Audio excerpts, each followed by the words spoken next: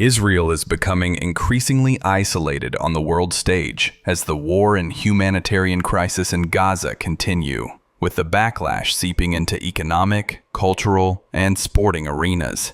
International condemnation has soared since Israel announced a ground assault on Gaza City and conducted an unprecedented strike against Hamas leadership on Qatari soil. It also comes as an independent UN inquiry concluded for the first time last week that Israel had committed genocide against Palestinians in Gaza, a finding that echoes those of other genocide experts and human rights groups, but which the Israeli government has rejected. Last week, the European Union, Israel's biggest trading partner, proposed sanctions that would partially suspend its free trade agreement with Israel.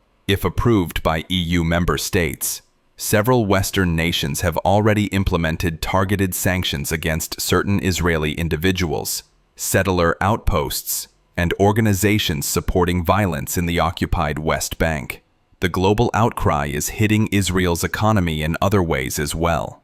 In August, Norway's Sovereign Wealth Fund, the world's largest, announced it was divesting parts of its portfolio in Israel due to the worsening humanitarian crisis in Gaza.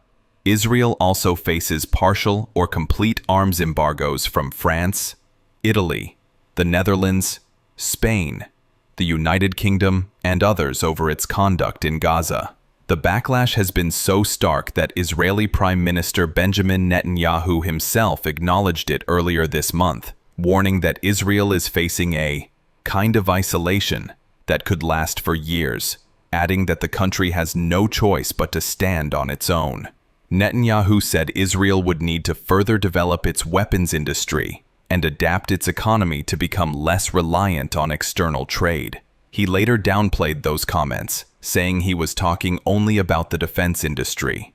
As the war escalates, Israel is also taking hits in the entertainment and culture sphere.